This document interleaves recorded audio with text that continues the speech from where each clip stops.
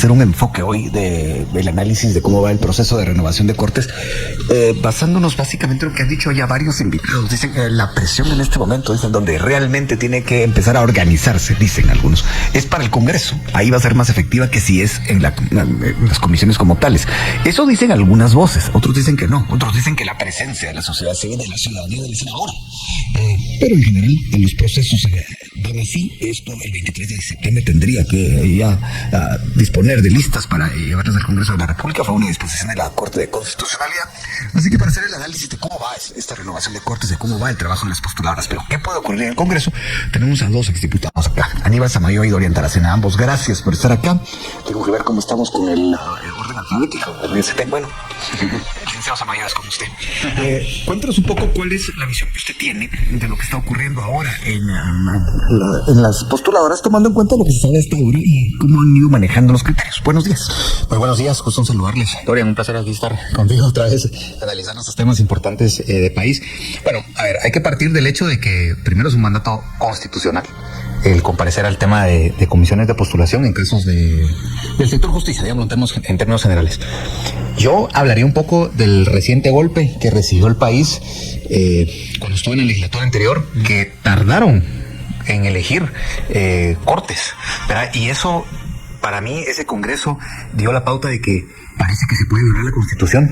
Parece que no importa si se eligen en tiempo o no en tiempo. Y ese es un rezago que ahí está la herida reciente, que es el reto que ahorita tiene la postuladora de dar en tiempo, obviamente, las planillas y enviarlas al Congreso para que el Congreso también elija en tiempo. Entonces yo sí le pondría ahorita especial, viéndolo desde una vista macro, a que no se viole la Constitución. Ese es el primer principio. No es que me gusta el candidato, tal vez podemos analizar más después sobre esos detalles. En el Congreso las voces argumentaban, es culpa de la CC.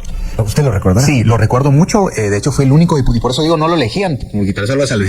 Fue el único diputado que no utilizó Twitter en aquel tiempo de Cortes no mafia. Yo me ponía a hacer tanta tendencia, sino utilicé un recurso legal que la misma Corte permitió en su acuerdo 1/2013, donde se podía buscar la subsanación precisamente de esa resolución. Me la dieron sin lugar y me dijeron, pues, porque usted no es parte del proceso. Ah, no, yo solo tengo que elegir magistrados, pero no soy parte, no se preocupe, ¿verdad? Y al final, cuando se resolvió, y al final, cuando elegimos magistrados, la Corte de Constitucionalidad, ¿qué es lo que dictaminó? Lo que yo había pedido. Solo que obviamente ellos querían tirarse ahí la bandera de que ya era el momento entonces de hacerlo. Entonces ahí lo que quiero decir es, hay un tema de carácter constitucional que sí tenemos que tener fijado en la mente, que no es un proceso más, es cumplimiento a nuestra Constitución, cosa que los diputados tienen que entender, y de ahí para gusto los colores sobre los candidatos que vayan surgiendo. Bueno, de eso precisamente, ¿cuál es su opinión, licenciado Taracena? Buenos días. Buenos días, Luis Felipe, y a mi ex colega, aquí, amigo, compañero. Qué gusto saludarlos a todos. Vean, a mí la lectura que yo puedo hacerle esto es que tenemos de frente la elección de la justicia en Guatemala. De un poder del Estado. De uno de los tres poderes del Estado, ¿sí? Y que ha estado por muchos años, digamos, capturada por esa mancuerna infernal que ha habido en el país, que tiene que ver con los malos diputados, porque hay que separar que hay una parte sana y buena, sumado a los operadores políticos perversos, que se convierten, digamos, en abogánster muchos de ellos, o en gente que se dedica a traficar influencia. Entonces es delicadísimo. Yo creo que aquí tendríamos que estar nosotros tan pendientes como las elecciones cuando son normales, digamos, Congreso, Ejecutivo. Estamos hablando de la justicia en Guatemala. Creo que no le hemos puesto como ciudadanos la atención debida para tener lo que realmente necesitamos, que solo es la justicia, pero sin que llegue capturada, sin que llegue vendida, sin que llegue transada cuando llegue al Congreso. Porque este primer filtro, si bien es cierto, pues era un filtro. Y coincido con el tema constitucional, pero ya vimos que sí se puede violar, porque pues, la Corte, los que van a entregar, pasaron por un filtro de elección anterior, pero los otros se recetaron 2 periodos completos, o sea, muy complicado. Yo creo que la atención debería estar enfocada hoy por hoy a que, pasado el filtro, debiera de ser el Congreso para ver cómo está la elección. Lo que había que entender hoy es cómo está la tendencia del Congreso durante las 2 votaciones, las últimas 2, digamos, que nos marcaron 2 momentos diferentes. La elección del director del Instituto de la Defensa Pública Penal, que marcó una tendencia, y luego la tendencia que marcó hoy la aprobación de la ampliación presupuestaria. O sea, ¿cuál ve usted más probable que se mantenga? Porque ahí puede durar un minuto una alianza. Totalmente. Yo, por lo que puedo sentir dentro de lo que está pasando, y muy cuidadoso de lo que está en el proceso, creo yo que va a ser muy, muy abierto, y podría estar en la misma línea que que ganó o que eligió al director del Instituto de la Defensa Pública Penal. O sea, veo mucha gente operando en esa misma línea y eso sí nos va a poner en muchos riesgos. Bueno, ¿y qué opina de eso el exdiputado Aníbal Samael? Porque sí, eso, lo que está suponiendo que puede ocurrir el exdiputado Dorian Taracena, lo que marcaría es que tendríamos una justicia capturada. ¿Lo mantendríamos así o no lo ve usted igual? Digamos que siempre estaría capturada, depende de qué sector lo está viendo, ¿verdad? La justicia, yo creo que los diferentes sectores, entidades, agrupaciones la van a analizar desde esta perspectiva. Se decía en mi tiempo, bueno, la CC es de izquierda, ahora es de derecha, o sea, bueno, cuando sus juicios deberían ser neutros al final, ¿me explico? Sí, entiendo. Más bien por quienes los eligen, no por quienes llegan. Entonces, como lo eligió Congreso de izquierda, entonces puede ser de izquierda. Un Congreso de derecha va de derecha, por ahí lo tiene un poco. Pero tendríamos que estar claros de que la justicia no debería tener ideología. No, de hecho, hasta lo digo como abogado, pues la estatua de la justicia es una mujer vendada a los ojos, pues empecemos por ese principio abstracto filosófico que no lo vemos representado. Lo interesante es aquí, que yo veo, es que hoy tenemos un Congreso precoz en relación a alianzas, porque no logra mantener las alianzas, es solo del momento. Es más, para el tema del presupuesto, la gente me dice, no, es que ahora sí. Le digo, sí, pero mira cuántos diputados de oposición votaron a favor. Hay que entender el tipo de votaciones que se hacen en el Congreso. Unas son donde el Congreso se va por un sector específico porque hay leyes sectoriales, ¿verdad?, que van funcionando atendiendo a ciertos grupos, y hay otras que son de carácter distritales. Y la decisión de una ampliación presupuestaria, como la del presupuesto podría ser, es eminentemente distrital. Si no, miremos diputados de Vamos votando a favor del presupuesto de Arevalo, que tanto criticaron. ¿Por qué? Porque hay interés distrital. La pregunta es, ¿será que les va a alcanzar la chamarra solo para esa votación? ¿O les alcanza para 2, 3 más votaciones? Porque al final ahí vemos que el presidente se sienta entonces con los que él atacaba, ¿verdad? Y los que lo atacaban se sientan con el presidente hoy en día para manejar un poco el interés distrital de ellos. Ahora, en materia de justicia, ahí es otro tema importante. No sé si recordarán, pero digamos, en la legislatura pasada también fue el único diputado que planteó el análisis de todos los candidatos que iban al Congreso. De hecho, lo hice público, se volvió famosa esa parte, y muchos diputados me decían, vos, pásame tu listado. Vamos a ver por quién vas a votar. Y muchos, de hecho, se lideraron por ese listado, otros por otros listados. Entonces aquí la pregunta es, ¿será que ahora va a surgir otra vez esa voz ciudadana? Es que los diputados tienen listados. Pues claro que los tenemos. Yo hice mi análisis y yo descarté quiénes no podían ser y quiénes podían. Mi listado. Cuando hablan de listados es que les han pasado. Exactamente. Obviamente yo vi listados que pasaron y coincidían conmigo algunos, otros no. Pero yo voté por los que en conciencia yo ya tenía determinados. Al final, yo lo que creo es, y te lo digo como ponente de la última reforma que se planteó de la ley de comisiones de postulación, que de hecho ya tiene dictamen favorable, que es uno de los problemas que mencionabas al principio de la postuladora, los criterios que hay en la tabla de graduación. Bueno, esa reforma la que plantea es que la tabla de graduación debe ser única y específica, obviamente, para cada funcionario que se va a elegir. Bueno, no vamos a poner lo mismo para un MP que para un Contralor General de Cuentas, los requisitos, pero sí para el resto, y que se agregue el tema de la carrera judicial, que pese, digamos, porque hoy en día, si yo me postulo hoy, tal vez lo que mi doctorado, que valía, por poner un ejemplo, 20 puntos, pues ahora vale 15.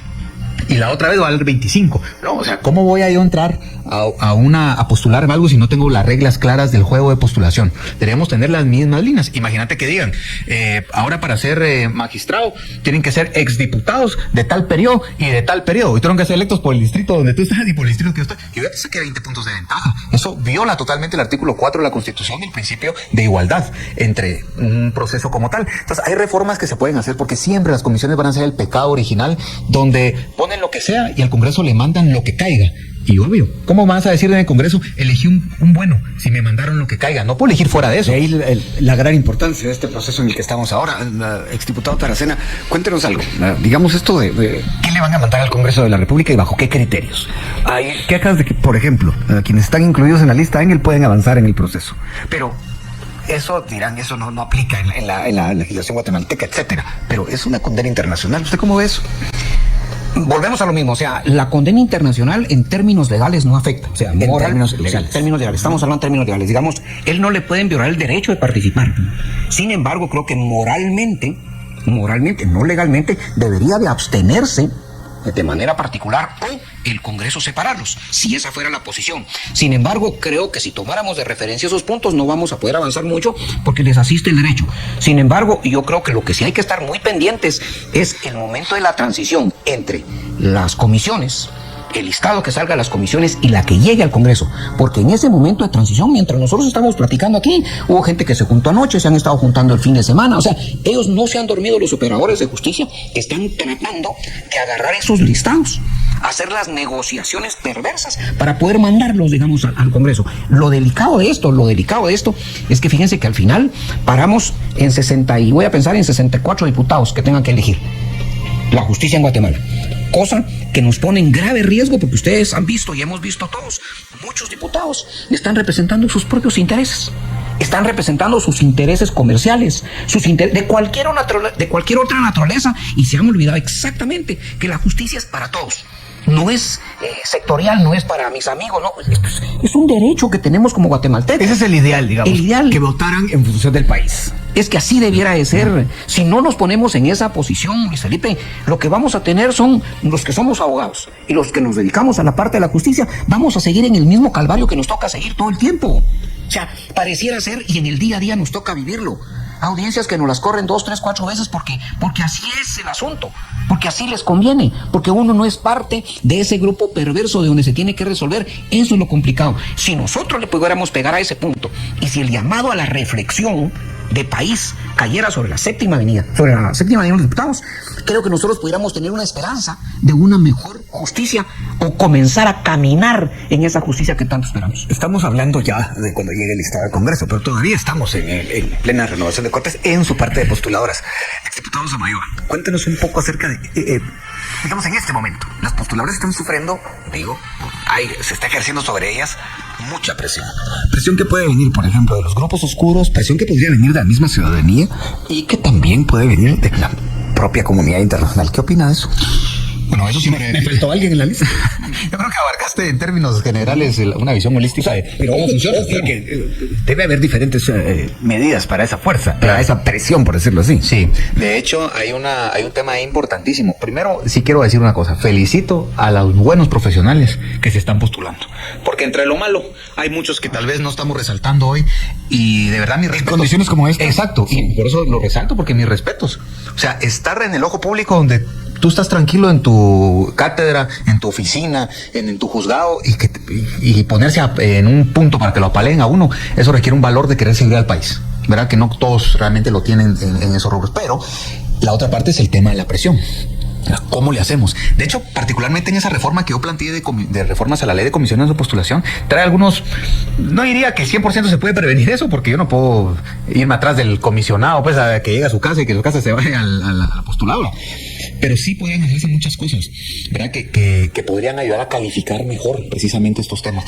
Por ejemplo, poner esa tabla de graduación fija. Lo que me va a valer hoy en el siguiente proceso, un título de licenciatura son 10 puntos a todos siempre.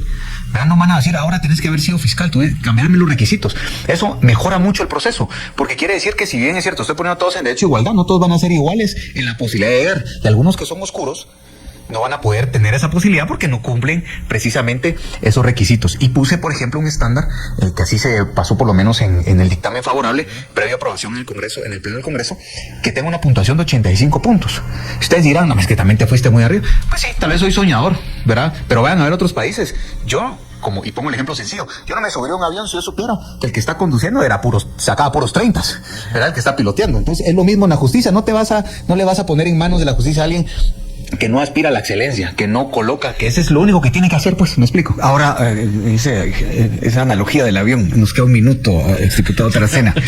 Resulta que hay alguien que tiene 95 puntos, pero es lo más bajo en materia moral. ¿Qué hacemos en el tema de la justicia? ¿Cómo vemos eso?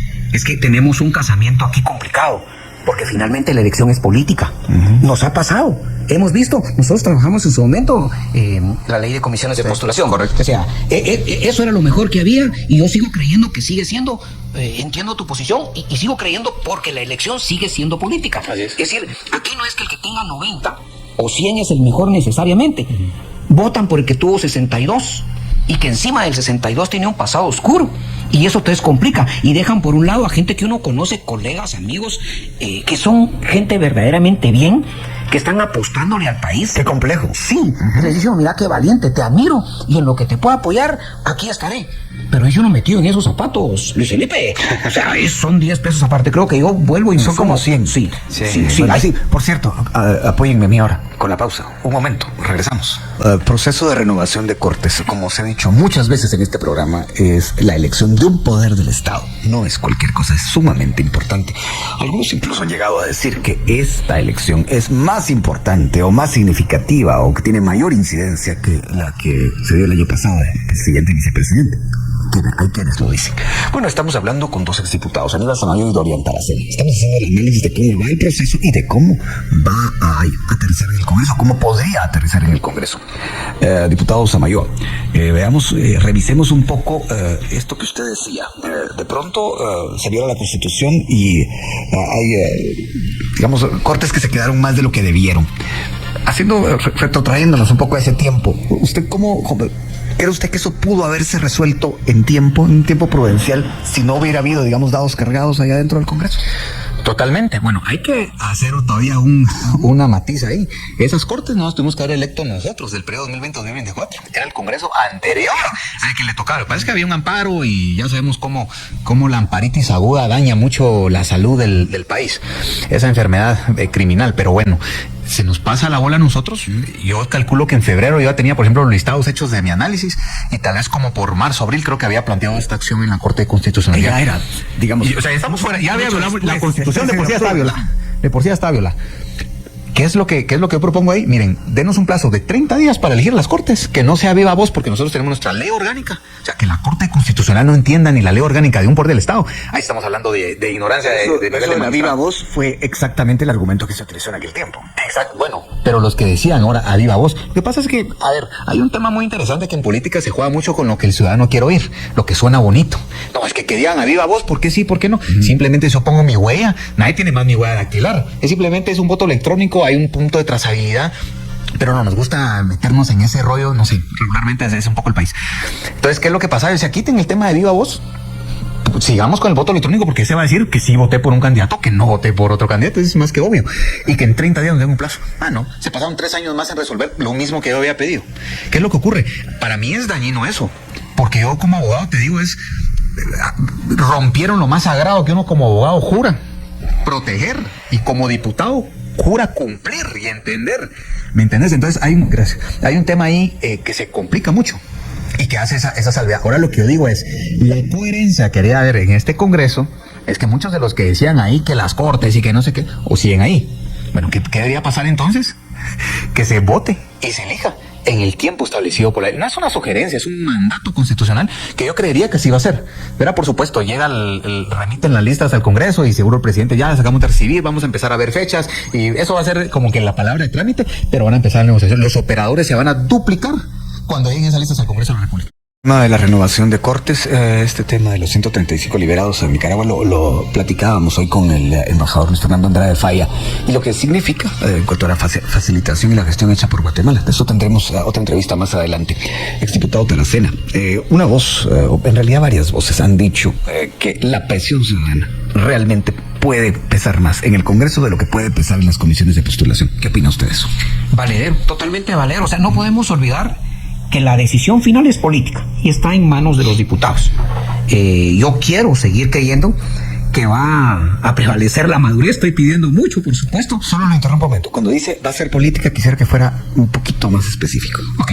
Cuando hablo de que la elección es política, es que cuando ya el diputado tiene el listado para la elección, digamos, el momento de tener que marcar en el tablero, en ese momento se vuelve política y se olvida el punteo. Se olvida la moral de la historia, la trazabilidad, digamos, profesional del abogado en este caso. O sea, se olvida todo eso. Se convierte en un momento eminentemente político y atrás queda ese proceso de elección que tuvieron que hacer anteriormente. O sea, lo técnico tendría que ser en las postuladoras. Así es, correcto. O sea, digamos, si separáramos, pues hablaba yo de un casamiento medio complejo, porque entre lo técnico y lo político, al final prevalece lo político, porque son los diputados quienes toman la decisión de quién sí y quién no. Pues en ese momento se olvida todo lo anterior. Puede llegar el que mejor tuvo punteo, una persona honorable, muy reconocida, con una buena trayectoria, como de la misma forma puede llegar el que tuvo el más bajo punteo, con un pasado oscuro. No conocemos mucho de su quehacer, digamos, como abogado, como académico, como lo que fuera. Entonces, es eminentemente político. Y es ahí donde yo quisiera creer que la población es decir, los estudiantes, todos los sistemas organizados, los tanques de pensamiento, todos debiéramos de estar pendientes de ese actuar, porque al final del día, y yo sigo creyendo que esta elección es mucho más importante porque está centrada en, pongámosle, 70 diputados. Cosa contraria con cuando se elige el Congreso, que votamos pues los 7 u 8 millones de guatemaltecos.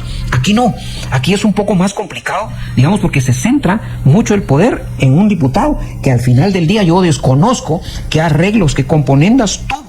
Si las tuvo, porque también puedo entender que hay diputados muy sanos que van pensando en sanear o comenzar a sanear ese sistema de justicia que tenemos complicadísimo, y es para todos. O sea, cuando hablo para todos es en la parte legal, en la laboral, en lo mercantil. Es sistema de justicia complicado en el país. Yo quisiera creer que estos próximos días que vienen, la población, la sociedad, los estudiantes, todos vamos a estar muy pendientes del actuar de los diputados, y ojalá que sí se llegara a la fecha fatídica. O sea, ese bendito 23, digamos, para poder tener ya la nueva... Bueno, esa es una de las fechas fatídicas. La otra es el 13 de octubre. El 13 de octubre, correcto. Entonces, quisiera yo creer que vamos a tener por lo menos buenas vísperas esperando la segunda. Es decir, si eso fuera así, creo que pues me quitaría el sombrero para saludar a los buenos representantes del pueblo y que han asumido la responsabilidad de tener o apostarle a una justicia sana como la que todos necesitamos tener. Exdiputado Samayoa, hay quienes creen que, dicho sin maquillaje y sin ambajes, las mafias no tienen mayoría actualmente en las postuladoras, y que eso ya es una ventaja. ¿Qué opina usted?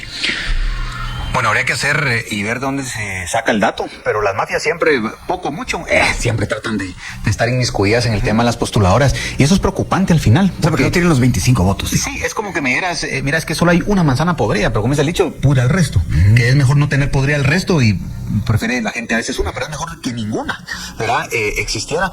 Había que darle seguimiento, por ejemplo, al voto de los comisionados, y por qué no hay razones. De hecho, eso se evidenció mucho cuando fue la elección de la fiscal, recuerdan ustedes, ¿verdad? Se dividió en la postuladora hasta que la Corte Constitucional obligó a hacer el voto.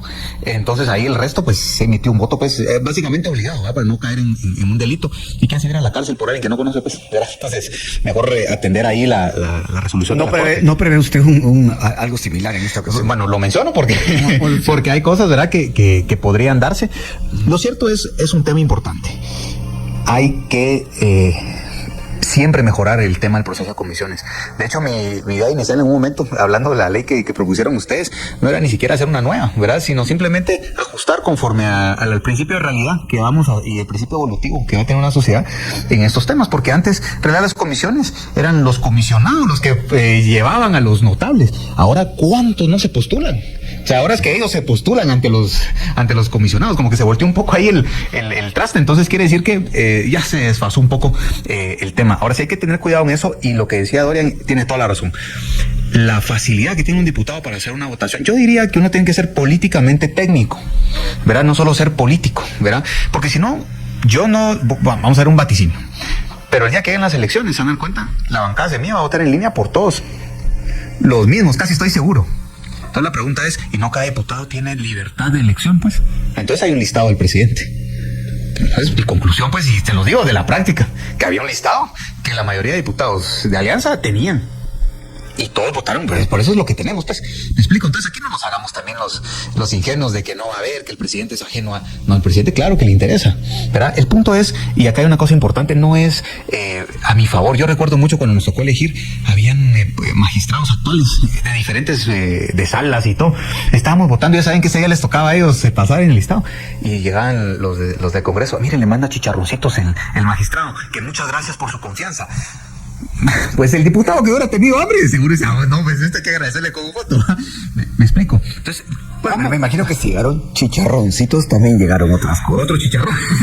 Y solo lo pregunto así como a lo mejor. No me consta porque yo me fui con mi listado. La verdad, a mí no es alguien que me han ido a hablar de ese tema, pero es probable. Es probable, no descartamos siempre la posibilidad de que exista en cualquier congreso ese tipo de posibilidades. Y la otra cosa, tú mencionabas algo importante, la justicia es para todos. Yo recuerdo mucho que a veces diputados decían, no, hombre, Samayoa, votemos por esto, hombre, porque así nos protegen. ¿Y proteger de qué? Le digo, si a mí no me está persiguiendo nadie. Yo no leo nada a nadie, no sé. ¿Me entendés? O sea, es el punto de caer en el pensar de como soy diputado, soy el todopoderoso, y entonces asumo que los otros se van a postrar ante lo que quieran y no ante la necesidad ciudadana de justicia. Usted está diciendo algo que se lo voy a preguntar al exdiputado Tercena. Sí, es que de pronto el asunto político pasa por protegerme a mí porque tengo colas, como se dice. Eso también pesa, lamentablemente, pero pesa a la hora del voto. ¿Qué dice usted, exdiputado? pesa un montón. Es que depende. Todos Si hay amenazas de por medio. Sí, todos hablan de cómo les va en la fiesta. O sea, ¿cómo les fue en la fiesta? Caso particular, yo, Dorian Taracena, pues nunca toqué lo que no debía, hice las cosas como se deben hacer, apostándole al país. Entonces no tengo compromiso ni deuda con nadie. Nosotros cada vez que teníamos que votar en lo particular, siempre lo hice de la manera como el país lo necesitaba. Por supuesto, uno oía entre los colegas que ellos tenían sus propios grupos, cómo iban a votar, gente antejuiciada, gente que ya sabía que venía el animal grande, oía pasos, gente que tenía compromisos de otra naturaleza, había de todo. O sea, el Congreso es diverso y dependiendo de esa diversidad de compromisos es como la gente se quiere autoproteger o la gente que se marea en ese cuadro de la Novena Avenida, que cuando se marean comienzan a hacer hasta lo ilegal, lo incorrecto, lo inmoral. Entonces, eso se complica un montón. Se tienen que autoproteger y creo que esas son las complicaciones, porque yo no puedo anteponerme a los intereses de un país. Y eso es una llamada a la atención seria de los legisladores que están pensando irse por ese lado. Bueno, y de hecho, antes que a los legisladores, a los comisionados.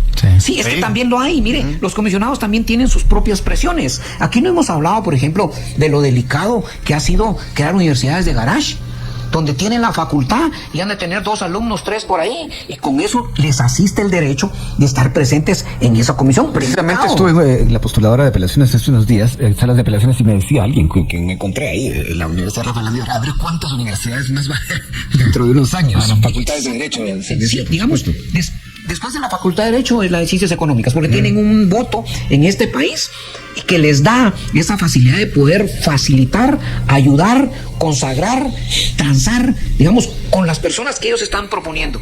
Interesante sería poder corregir incluso desde un inicio, tal vez no se puede a través de la comisión de postulación, pero sí sería necesario corregir ese tipo de incumplimientos, porque hoy con 2 alumnos que tengo en una universidad nueva, ahí le asiste el derecho. Claro, es lo que muchos dicen que ese es el clásico ejemplo, uno de los clásicos ejemplos de hecha la ley, hecha la trampa. Aquí no hay trampa. Y bien, hasta acá el video de hoy. Recuerden que ustedes tienen la última opinión que pueden dejar acá abajo en la cajita de comentarios. Dicho esto, nos vemos hasta el siguiente video. Adiós.